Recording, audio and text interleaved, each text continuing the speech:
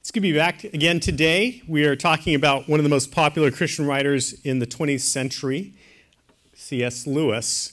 And there's a lot of reasons he's popular, but probably one of the most important ones is that he had so many different kinds of literature that he wrote.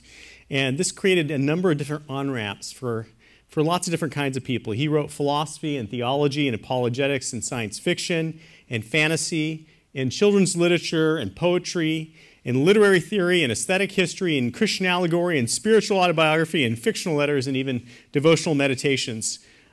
So with Lewis, there's something for everybody. It doesn't matter if you're old or you're young, you can find something you like. And that's one of the reasons why he was such a popular writer. But he's probably best known for defending what's called mere Christianity.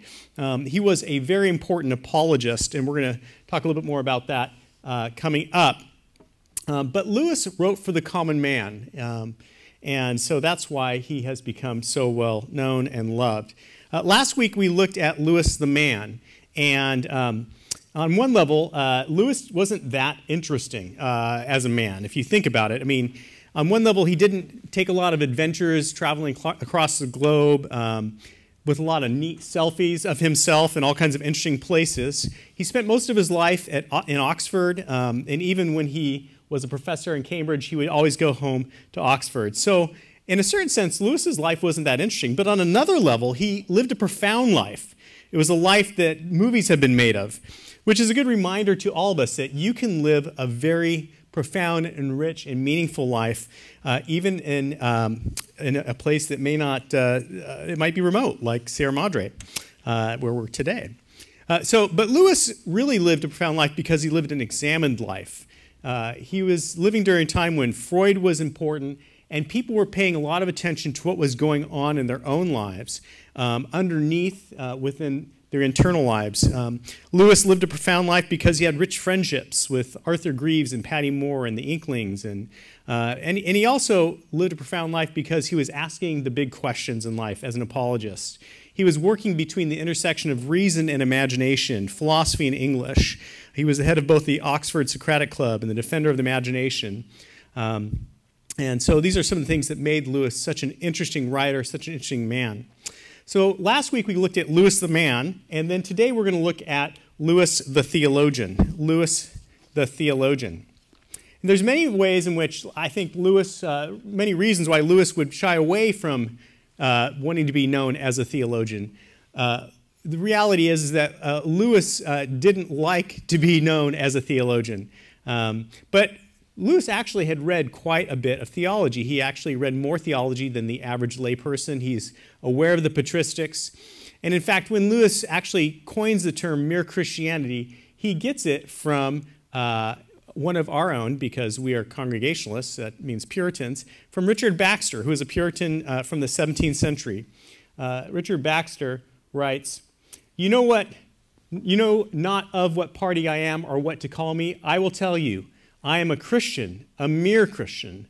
I'm of that party that is so against parties, if the name Christian is not enough, call me a Catholic Christian."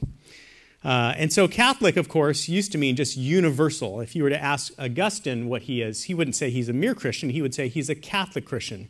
But the idea behind Lewis's coining the term mere Christian or Catholic Christian is the idea that there's something that all Christians have believed throughout history, a certain common core of essentials. And Lewis wanted to focus in on that. Lewis also shied away from being known as a theologian because Lewis was not trained in theology. He knew his limitations. Lewis writes, "The questions which divide Christians from one another often involve points of high theology. I should have been out of my depths in such waters." So Lewis wants to write about mere Christianity because he doesn't want to get into the details of theology because he's not a theologian. And we must remember that Lewis is an academic. He's at Oxford. Oxford is a place where there are academic theologians who specialize in going into the details. And Lewis knew as an academic that he needed to stay within the boundaries of his field. If you are an astrophysicist, you don't start acting like you're a biologist. The biologist will say, "What are you doing? This is your field." Well, Lewis didn't want to act like a theologian. But I think there's another reason why Lewis shied away from being called or known as a theologian. And the reality is Lewis was an evangelist at heart. He desires to reach people who are not Christians rather than debate fine points with those who are.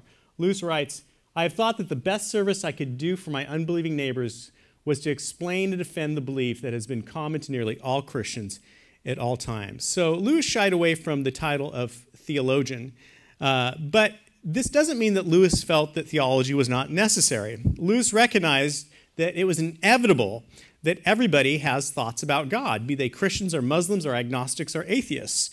And therefore, we want to be as clear as we can about what those thoughts are. If you are an atheist, you have a thought about God, namely that God doesn't exist. Or if you're an agnostic, you have thoughts about God, namely that God is the kind of being that we cannot know whether or not that God exists or does not exist, and so on and so on.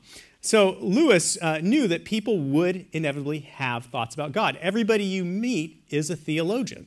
The question is not if they're going to be a theologian. The question is whether or not they're going to be any good as a theologian. But Lewis writes, theology is practical, for if you do not listen to theology, that will not mean that you have no ideas about God. It will mean that you have a lot of wrong ones. For a great many of the ideas about God, which are trotted out as novelties today, are simply the ones which real theologians tried centuries ago and rejected. Now, Lewis has a really wonderful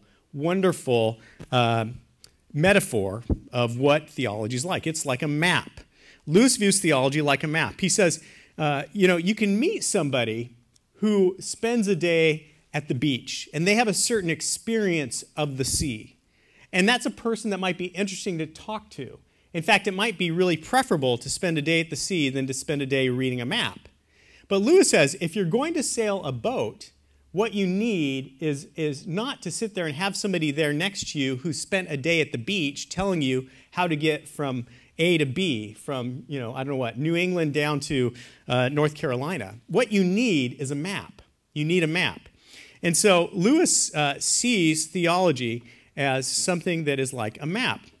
Lewis writes, theology is like a map. You will not get anywhere by looking at maps without going to sea, nor will you be very safe if you go to sea without a map. Now, this is what I like about what Lewis is saying. Lewis is saying it's not enough to have a map if you want to call yourself a sailor. If you want to call yourself a sailor, you're going to need to sail. But at the same time, if you're going to sail, you're going to need to learn how to read a map. And Lewis is saying it's not enough to learn all kinds of theology. You need to start by prayer. That at the very core, if you're going to be a theologian, the very first step is actually to spend some time with the experience of God. You need to start with prayer. Theologians start off as people who have a rich prayer life, and then they go and they consult the map. They consult Scripture. They consult what Christians have said for centuries about who God is based on Scripture. And that helps them to adjust their experience with what's real, and they can get from A to B. Now, Lewis, as a theologian, does have a characteristic way about him. Lewis uses argument, he uses humor, he uses prose, but his theology is marked especially by the use of images and metaphors. It's often a smuggled theology. Sometimes you'll be reading maybe the Chronicles of Narnia, and you're reading about this lion, Aslan, and suddenly you think, wait, this sounds an awful lot like Jesus. You're reading, and suddenly you're in Paralandra, and you think, wait, this sounds an awful lot like heaven. So Lewis smuggles in his theology. Lewis uses profound images like a map. Theology is like a map. He uses metaphors. And this is because Lewis is, I think, one of the greatest theologians when it comes to being able to offer people imaginary theological traction. And Lewis is just a genius at that. Let's talk a little bit about Lewis and the Bible. Lewis respected creeds and he read theologians. If you read Lewis as a theologian, you'll immediately identify that Lewis has lots of different theological sources. He's reading the patristics. He's reading some of the theologians from the Middle Ages and whatnot. And Lewis clearly understands the creeds. And Lewis is reading the Bible. And it's really important if you're going to do theology, of course, to understand the Bible, because the Bible is fundamental for doing Christian theology. It's the primary source. It's the final authority when it comes to Christian theology. And Lewis has the same posture. This lay woman wrote Lewis and said, hey, I've talked to 3 different lay people about the virgin birth. And this 3 different clergymen. And this clergyman said this about the virgin birth. And this clergyman said this about the virgin birth. And this clergyman said this about the virgin birth. So which is right? And Lewis's response is, don't worry about what these clergymen say. Go back and read the Bible. You need to start there. That's the primary source. Lewis writes, it is quite right to go away from the words of the Bible for a moment in order to make some special point clear, but you must always go back. Naturally, God knows how to describe himself much better than we know how to describe him. So Lewis had this desire to keep Scripture as fundamental, and I think this is a mark of a good theologian, is they recognize at the end of the day, all we really have is what God has expressed about himself. Now, one of the things I also like about Lewis is Lewis rejected both liberal and fundamentalist interpretations of the Bible. Lewis avoided both pitfalls. What are those pitfalls? Well, the liberal pitfall is the idea that the Bible is disconnected from history. Rudolf Bultmann said, it doesn't matter whether or not Jesus rose from the dead. What matters is that he rises in our hearts. Well, the Apostle Paul said, if Jesus didn't rise from the dead, this is all hogwash. Let's pack our bags and go home, right? So Paul apparently thought the historicity of the resurrection was important, in spite of what Rudolf Bultmann said. So on one hand, you have the liberal threat to the Bible, which says that there is no historical connection here. It's just myth that floats above history.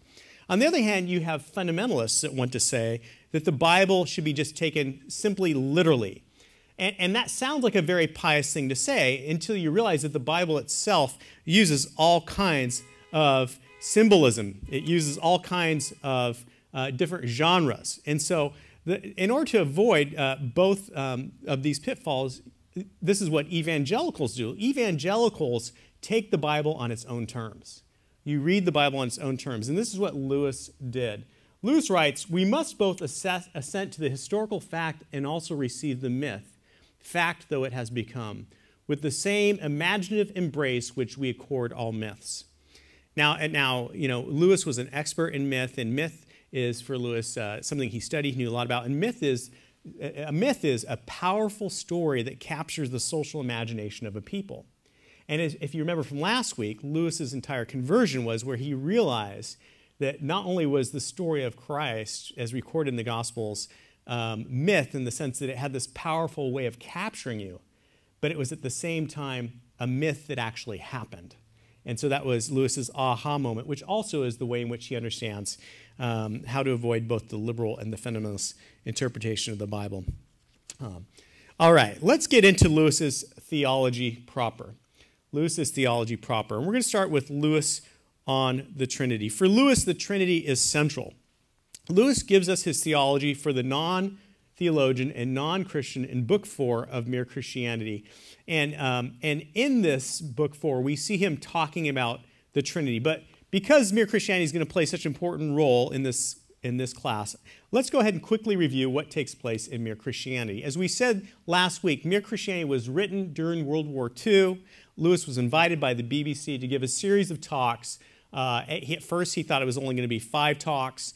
And then there was such an outcry, he was invited back, and then invited back, and then invited back. And when everything was said and done, he had actually given 4 different sets of talks. And then these became compiled into 3 books, and then they were put together back into one book, Mere Christianity, which had those 4 sets of talks. So there's 4 actual sections in Mere Christianity. The first one is right and wrong as a clue to the meaning of the universe. And this first one is really apologetics, and we're going to get into this when we talk about Lewis the apologist. And then the next major section is what Christians believe. And this is where Lewis doesn't get into theology per se as much as into defending theism, the idea that God and the universe are not the same, that God created the universe as compared to other worldviews. The third major book deals with Christian ethics. We're going to look at this next week, and this is a book section in Mere Christianity called Christian Behavior.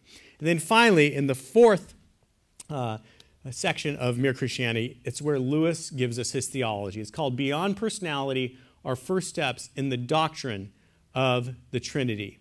And it's in this final book, this final section of Mere Christianity, that Lewis talks about God and man.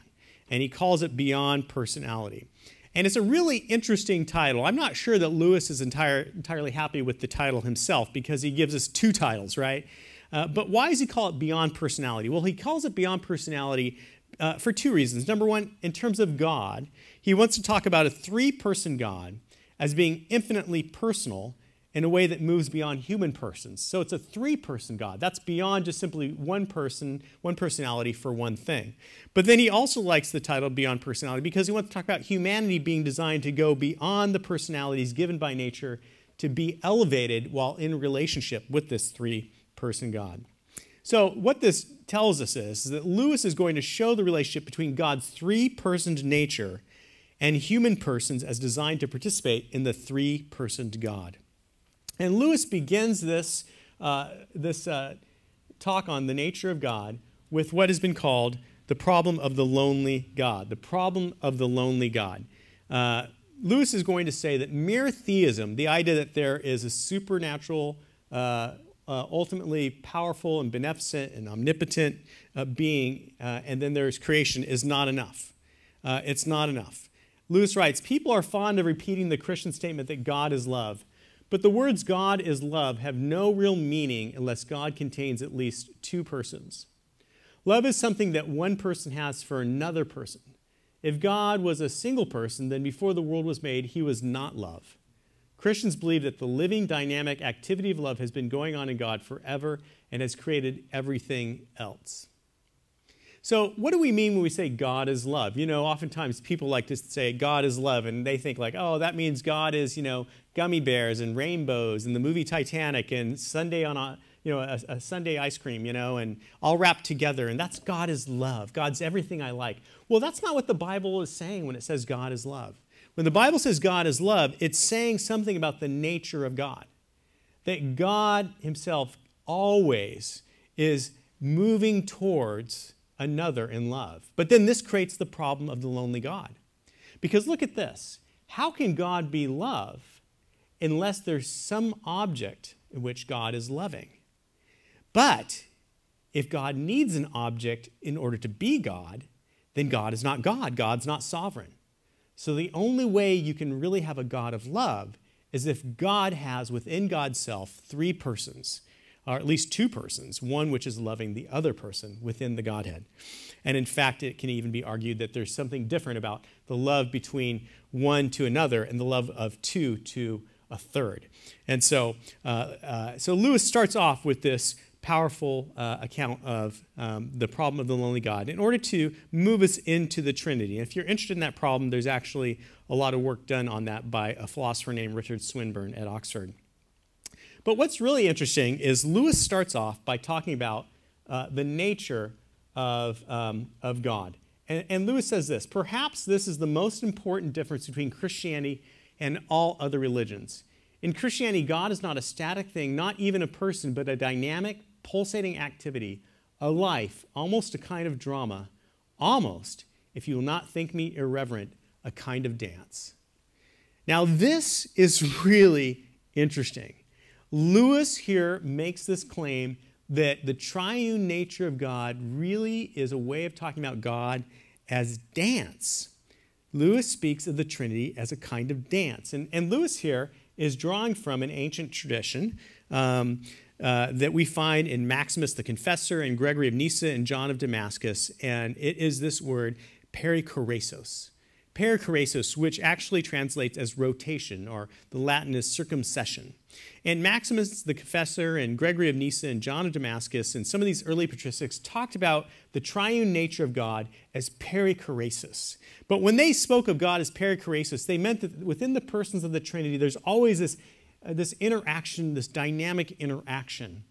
But Lewis here takes up this ancient tradition of perikoresis, and he describes it not as a dynamic interaction of giving and receiving, but as actually a kind of dance. And Paul Fittis, who is he's a theologian at Oxford, a Baptist theologian at Oxford, has pointed out, and he's right, that no one before Lewis had ever thought of perikoresis as dance. So this is a very unique contribution that C.S. Lewis has given to Christian theology, even though Lewis is not an academic theologian. This was picked up by a lot of academic theologians, Jürgen Moltmann and Miroslav Volf and John Zizoulis and Wolfhard Pannenberg and Hans Urs von Balthasar and a bunch of other European theologians picked up on this and have picked up on this. So this is a really unique contribution that Lewis gave us, and it's become quite a focus that God, in a certain sense, is within the triune nature of God. We see this kind of dance. And in fact, at the end of Paralandra, Ransom has a vision of the great dance where, quote, love and splendor flow forth like a strong river, making new channels. All which is not itself the great dance was made in order that he might come down into it. And so Lewis here even pulls in this. And of course, Lewis here is probably pulling from Maximus the Confessor's celestial hierarchy and maybe something of Dante's circles that are spinning out in the Paradiso. But Lewis is moving it away from this idea of rotation again into the idea of a great dance. It's a profound thought that God is dance and that we are invited into the dance, which is God's continual giving and receiving of joyful love. But Lewis, I think, actually stumbled upon this idea of dance because he wants to emphasize that it's not enough to know about the Trinity. The whole point is to be invited into the life of the Trinity. It's about participating. It's about experiencing.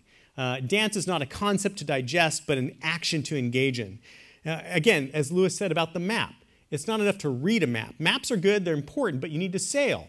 The whole point of a map is the idea that you're going to be sailing, and the whole point of God's triune nature is not to simply try to conceptualize it, but to enter into that continual loving friendship of the Trinity. As Lewis writes, on the human level, one person is one being, and any two persons are two separate beings, just as in two dimensions, one square is one figure, and any two squares are two separate figures.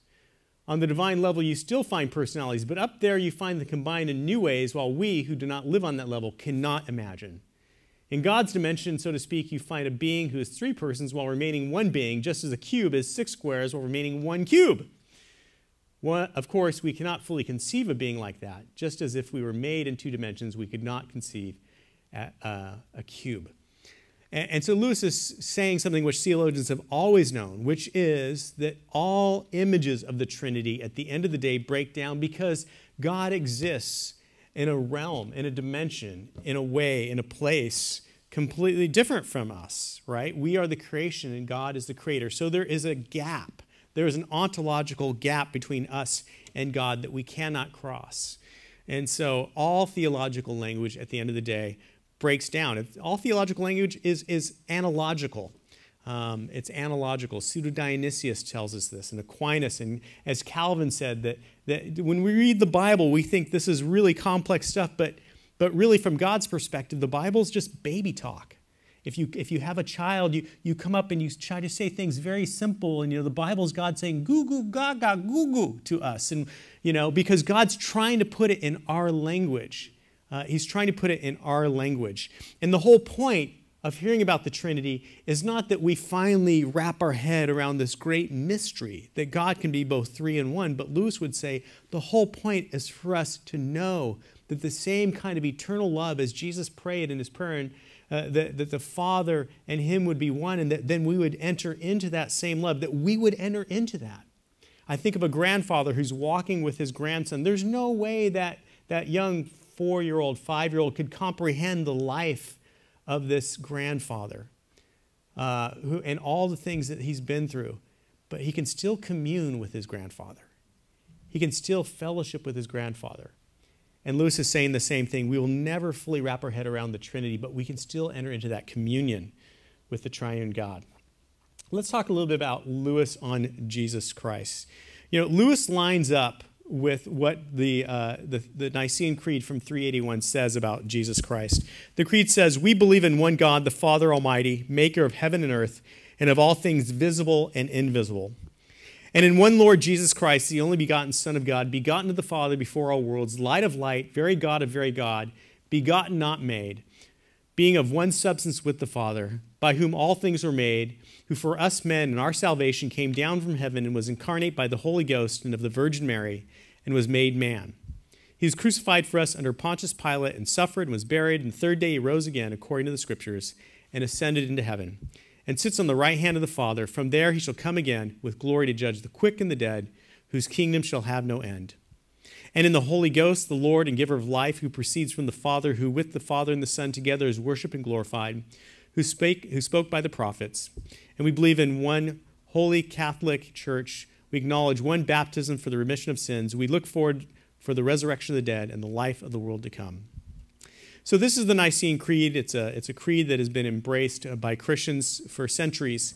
And again, it lines up with Lewis's aim at presenting mere Christianity. And I want to focus right now on the second article of the creed. Of course, the third article gets very interesting, and we always want to talk about, well, in what sense is he talking about the Catholic Church and the Apostolic Church? And I think as a Protestant, I can embrace that, and that's a whole other conversation for another talk. But right now, I want to focus in on this big section here, the second article of the creed, which is really about Christ. And Lewis here holds to what Christians have always held to regarding Jesus Christ. Lewis writes, in the New Testament, the Son is identified with the discourse or reason or word which was eternally with God, and he also was God. He is the all-pervasive principle of concretion or cohesion whereby the universe holds together. All things, and specifically life, arose within him, and within him all things will reach their conclusion, their final statement of what they have been trying to express. You can actually hear Lewis borrowing some of the language from the Creed. And here again, more explicitly, the second person in God, the Son, who knows everything and who created the whole universe, became not only a man, but before that, a baby. And before that, a fetus inside a woman's body. If you want to get the hang of it, think of how you would like to become a slug or a crab. I love that. Think of how you'd like to become a slug or a crab. Or again, and now we see Lewis getting very explicit. The Creed says Christ is begotten, not created. When you beget something of the same kind as yourself. A man begets human babies, but when you make something of a different kind from yourself. A man makes a statue. It may look like a man, but of course it's not a real man. What God begets is God. What God creates is not God. Just as what man makes is not man. That is why men are not sons of God in the sense that Christ is. They may be like God in certain ways, but they are not the things of the same kind. They are more like statues or pictures of God. So these three quotes I just gave you in succession, if you pay attention, you can actually hear Lewis developing the language of the Creed and putting it in our common vernacular. So all this is to say that Lewis held a very, very traditional, orthodox, mere Christian view of who Jesus Christ is, the only begotten Son of God, as the Creed states. Let's move on to Lewis on salvation. Lewis on salvation. Lewis draws a lot of different pictures into his discussion of what it looks like to get into God, getting into God, as Lewis might say. And he starts off by talking about humanity's natural condition apart from knowing Christ. And Lewis states something which Christians have always believed, that apart from knowing Christ, all we have is a distorted, self-centered imitation of real life. See, Christians have always believed that we come into this world naturally self-centered. We come into this world naturally distorted. And Lewis states that humans are made in the image of God, but we are currently like these lifeless statues. We have the shadow appearance of what we were really made for, that we become infected with something that has marred our nature. And we were made to be living, beautiful creatures filled with glory and beauty, but something has happened. And because of this, we no longer have the kind of spiritual life we were meant to have. Lewis writes, the natural life in each of us is something self-centered, something that wants to be petted and admired, to take advantage of other lives, to exploit the whole universe. And especially it wants to be left to itself, to keep well away from anything better or stronger or higher than it, anything that might make it feel small. It is afraid of the light and the air of the spiritual world, just as people who have been brought up to be dirty are afraid of a bath. And in a sense, it is quite right. It knows that if the spiritual life gets a hold of it, all its self-centeredness and self-will are going to be killed, and it is ready to fight tooth and nail to avoid that. So Lewis believes in the doctrine of original sin. What is that? It's the doctrine that people are born into this condition called sin, in this condition of distortion, without the kind of spiritual life that they need, and that they must be, as Jesus told Nicodemus, born again from above.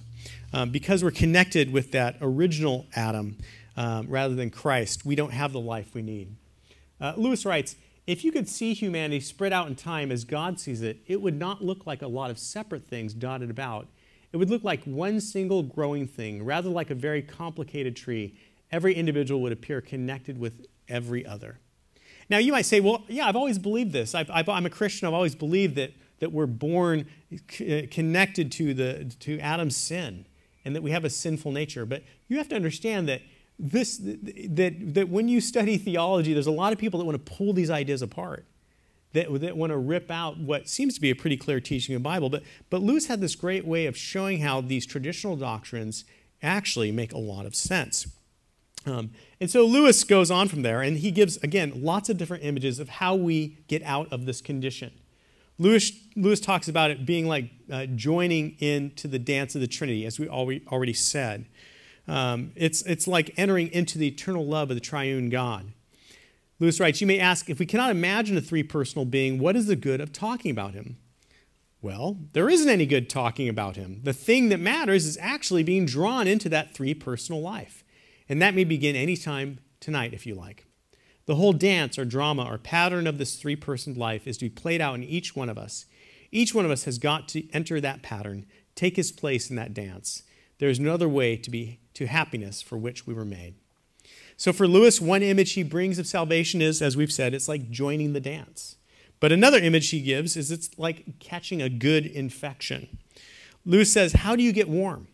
Well, you go stand by a fire. And how do you get wet? You jump in a lake. Well, how do you get into a whole new kind of life?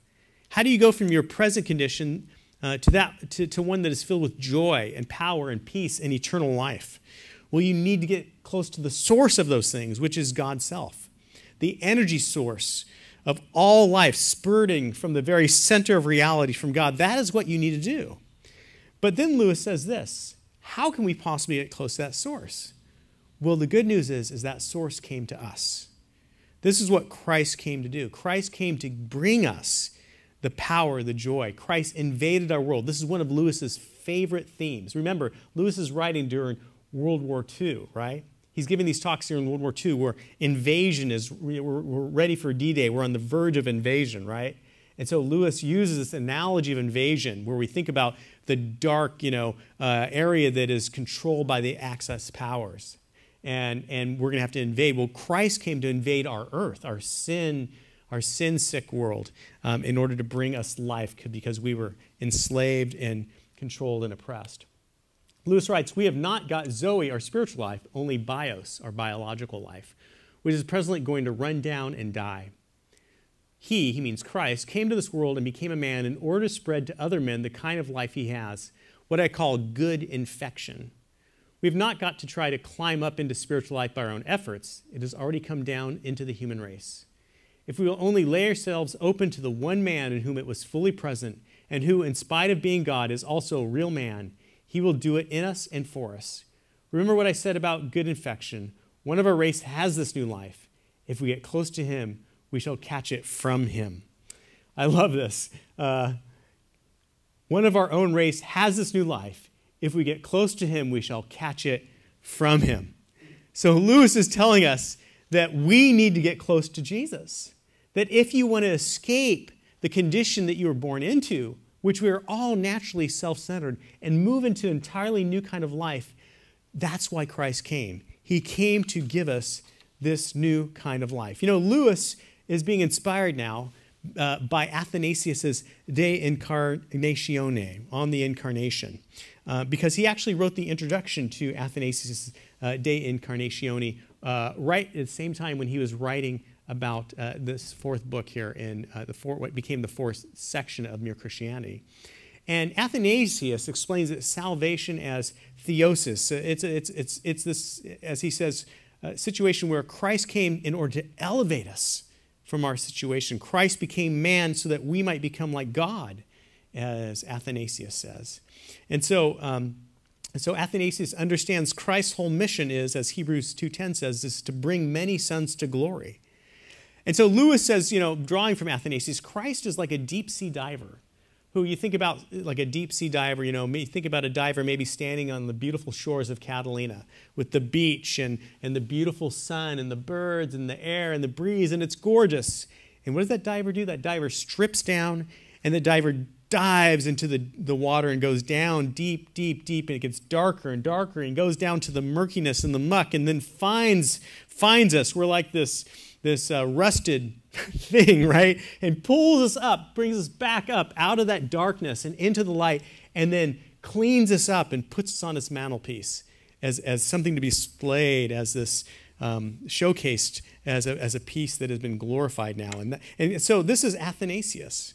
That the incarnation, which Lewis called the grand miracle, is the supreme invasion of the Creator into creation in order to lift up and bring back to glory that which has fallen. At our church, Christ Church, we actually have as our center stained glass, we have something representing the incarnation, and I love that. I know Lewis would love that because Lewis saw the incarnation not as just something that was the beginning, but really, in a certain sense, the entire project was God coming down and rescuing us and bringing us back up. And this is why Lewis thinks about our salvation in terms of us becoming glorified. Lewis writes, "He will make the feeblest and filthiest of us into a god or goddess, a dazzling, radiant, immortal creature, pulsating all through with such energy and joy and wisdom and love as we cannot now imagine, a bright, stainless mirror which reflects back to God perfectly, though of course on a smaller scale, his own boundless power and light and goodness." See, this is Lewis really developing Athanasius's De Incarnatione. This is Lewis really seeing what Athanasius said, and Lewis says, the reality is that if you were able to see yourself in the future, you are going to be, if you have been touched by the life of Jesus Christ, if you've been brought up and rescued by Christ and brought up and you're part of this project that Christ has come to bring salvation, if you're able to see what Christ is going to do to you and the glorious creature you're going to be right now, you would be tempted to worship yourself. Because Christ is going to make every single one of us who know Christ, who've been rescued by Christ, into such glorious creatures. See, Lewis writes in another place, "There are no ordinary people. You've never talked to a mere mortal. It is immortals with whom we joke, work, marry, snub, and exploit immortal horrors or everlasting splendors. It's a serious thing to live in a society of possible gods and goddesses, to remember that the dullest and most uninteresting person you can talk to may one day be a creature which, if you saw it now, you would be strongly tempted to worship, or else a horror and corruption such as you now meet, if at all, only in a nightmare. All day long, we are in some degree helping each other to one or other of these destinations." And I put this quote in here because I think it's going to point us towards our final subject, which is we're going to talk about Lewis on heaven and hell. But before we get there, I want to talk about one more metaphor that Lewis gives us. He not only talks about salvation as joining in the dance and salvation as catching a good infection, but finally, Lewis sees salvation as handing ourselves over to Christ in surrender. It's like laying down your arms and finally surrendering yourself because you have been an enemy. Lewis writes, "Christ says, 'Give me all. I don't want so much of your time and so much of your money and so much of your work. I want you. I've not come to torment your natural self, but to kill it. No half measures are any good. I don't want to cut off a branch here and a branch there. I want to have the whole tree down. I don't want to drill the tooth or crown it or stop it, but to have it out. Hand over the whole natural self, all the desires which you think innocent as well as the ones you think wicked, the whole outfit. I will give you a new self instead. In fact, I will give you myself. My own will shall become yours.'" Lewis says that the Christian life is both hard and easy.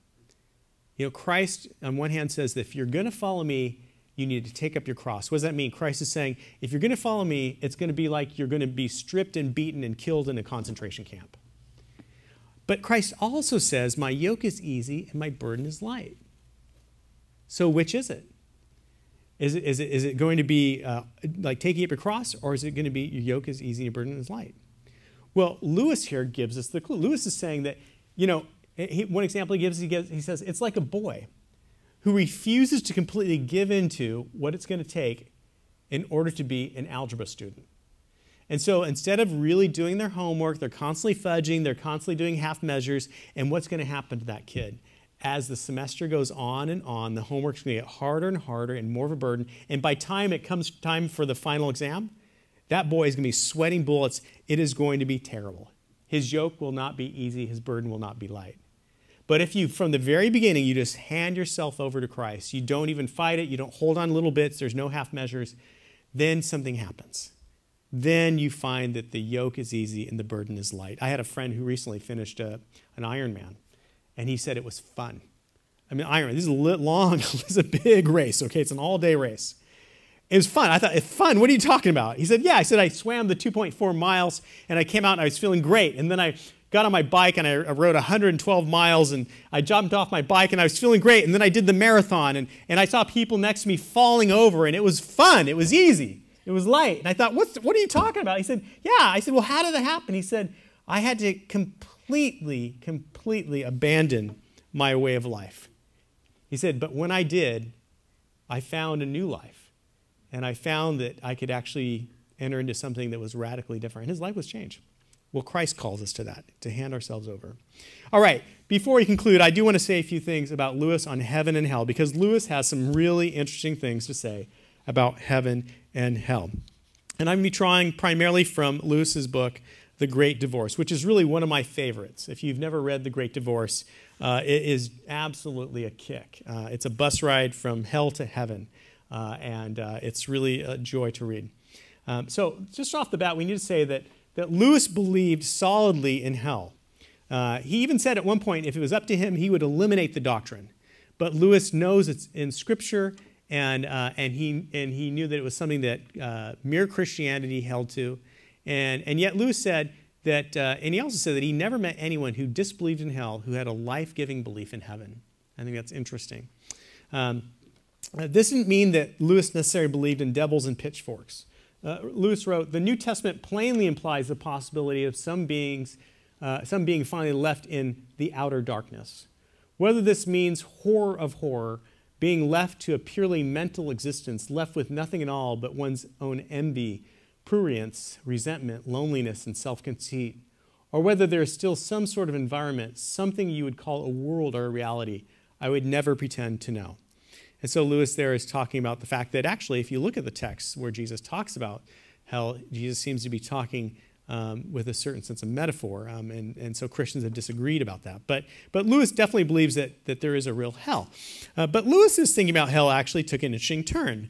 Lewis read in Jeremy Taylor that some early theologians, Jeremy Taylor talks about this missal that was preached in Paris in the 13th century, where this preacher talked about a refrigerarium, a relief from hell. It was for Easter. The preacher actually thought that maybe God gave people a break on Easter that they were in hell.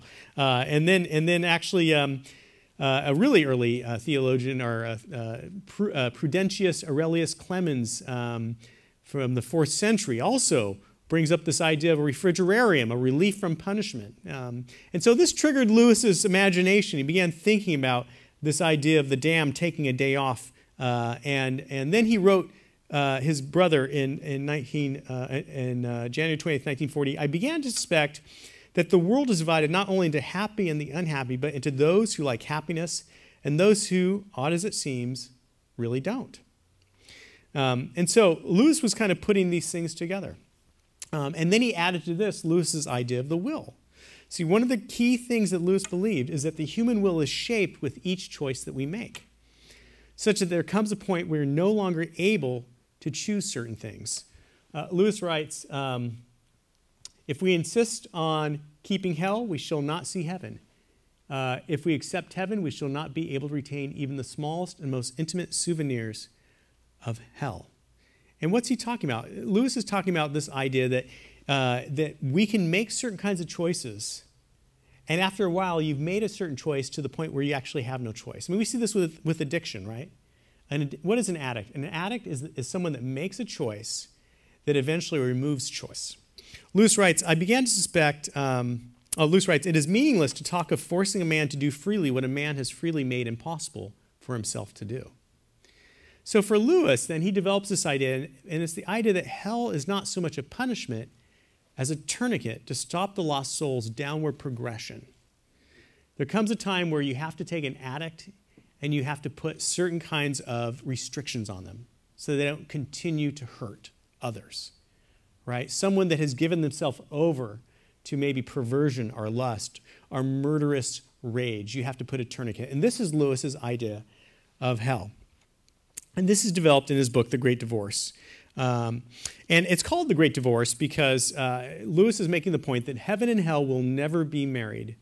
Lewis writes, "We do not live in a world where all roads meet at the center, but one where every road, after a few miles, forks into two, and each of those into two again. And at each fork, you must make a decision. And every time you do, you are choosing between heaven and hell." And then Lewis writes, "The only way to go from a path of hell to heaven is to abandon it and to backtrack." And the idea, Lewis's big insight out of this is that the doors of hell are locked from the inside. Lewis says a man can't be taken to hell or sent to hell. The only way you can get there is by your own steam. Lewis writes, there are two kinds of people in the end. Those who say to God, "Thy will be done," and those to whom God says in the end, "Thy will be done." All that are in hell choose it. Without that self-choice, there could be no hell. So this is a really interesting psychological insight about our own choices and the power of evil. And if you read The Great Divorce, the thing that will grip you is you can begin to see how hell is already at work even in your own life, right? So Lewis here makes this claim. Now that's an interesting claim, that the gates of hell are locked from the inside. It might be locked from the inside and the outside. Okay, I might think it's locked from the outside as well. Someone asked Lewis if they were locked from the outside, and Lewis said, "Yeah, maybe." He said, "But I know they're locked from the inside." So, but what is hell, right? What is hell really about? Well, it's really about self-centeredness.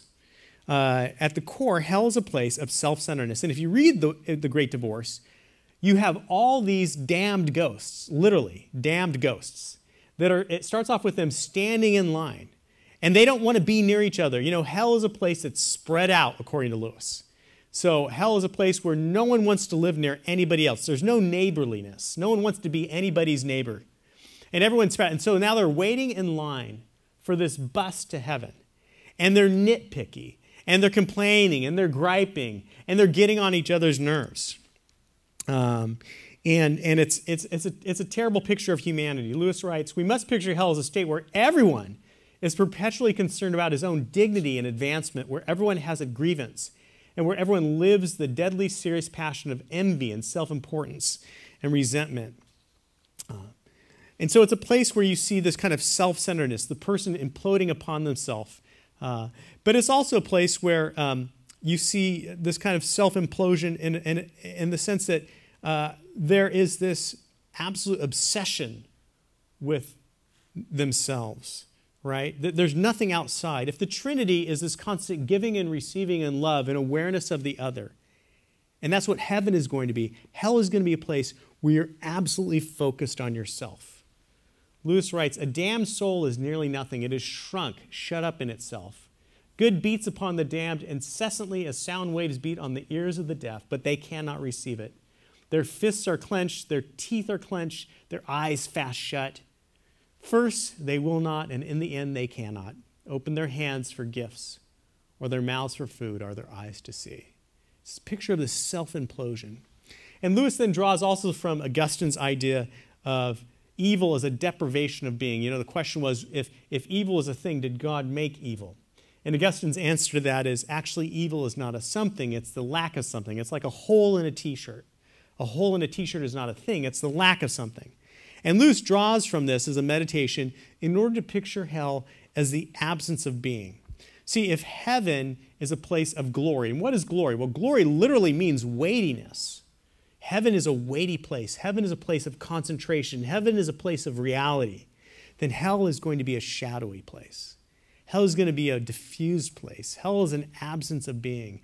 And when you read The Great Divorce, you see these damned ghosts that when they get to heaven, they hate it.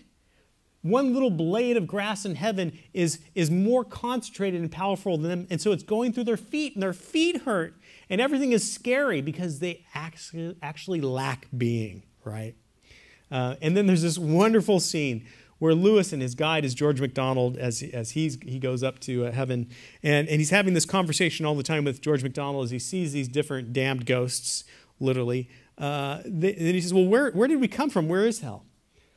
And then did we come from that where'd we come from? We from down there? And George MacDonald says, yeah, we came down from that little tiny crack. Do you mean that hell, all that infinite empty town, is down in some little crack like this?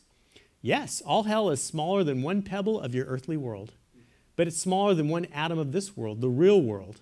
Look at yon butterfly. If it swallowed all hell, hell would not be big enough to do it any harm or to have any taste. It seems big enough when you're in it, sir, and yet all loneliness, angers, hatreds, envies, and itchings that it contains, if rolled into one single experience and put into the scale against the least moment of joy that is felt by the least in heaven, would have no weight that could be registered at all. So hell is a place where you see a deprivation of being. Well, let's not end on a sad note, right? Let's end on a happy note. So we're going to talk about heaven. Let's end with heaven. So if hell is this place where there's a deprivation of being, like I said, heaven is a place where there's a concentration of being. Heaven is filled with glory, with weightiness. Heaven is reality itself. All that is fully real is heaven. As Lewis says, heaven's reality itself. All that is fully real is heaven, for all that can be shaken will be shaken. Only the unshakable remains. Heaven is a place of weightiness. And every time you love, according to Lewis, because God is a God of love, you are doing the most powerful thing that can happen in our universe. You are imitating the triune God of love. And that actually this is the Christian vision. And if you're not a Christian, you should think about this. Christianity teaches that the most powerful thing you can do is you can love. Because when you do that, you imitate reality itself. What is reality itself? It's three persons in loving communion, the triune God. And when you echo that same love, you join with that same kind of glory, that same weightiness. And you yourself were destined for that kind of glory, to enter into the dance, as Lewis would say. So heaven is a place of not only a concentration of being, but a place of glory. As we already said, he'll make the feeblest and filthiest of us into a god or goddess, a dazzling, radiant, immortal creature, pulsating all through with such energy and joy and wisdom and love as we cannot now imagine. A bright, stainless mirror which reflects back to God perfectly his own boundless power and light and goodness. It's almost too good to be true, isn't it? You were created for that kind of love. You were created for that kind of glory. You were created to be elevated. And right now, Christ wants to infect you with life, with his life, with goodness. Christ wants to draw you into that dance. Christ wants to save you from yourself. He wants you to share in the eternal life and love of God. Lewis writes, the whole purpose for which we exist is to be thus taken into the life of God. So heaven is a place of life. It's a place of glory. It's a concentration of being. And finally, heaven is a place of joy. In heaven, we experience amazing joy, amazing joy. You know, joy is the kind of thing where the more you have it, the more you want it more, and it's such a pleasure. It's something that just draws you in, and that's the picture of heaven. The closest we have is romantic love. When you fall in love, what happens? You want to be with the person you love.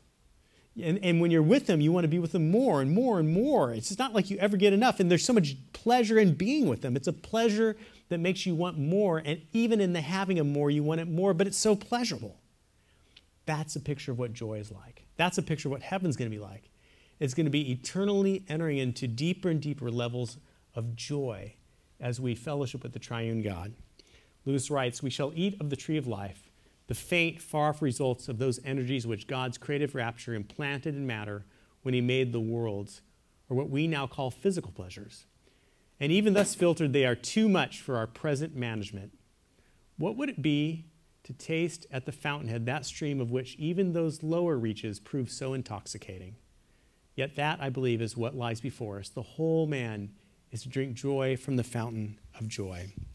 You know, Lewis would say that when we look at what everybody around us is running after the pleasures that we have in this world, sex, you know, the pleasure of having power through money and all this stuff. Lewis would say, yeah, there are pleasures in this world, but they're just simply pleasures that have been seriously just filtered. They're just little tiny shadows of the kind of great joy and pleasure that awaits us in heaven. And Christ came down as a deep sea diver in order to pull us up and invite us into that life in the triune God, a life in which we enter into the giving and receiving of love, which has been happening forever in the Trinity. Thank you.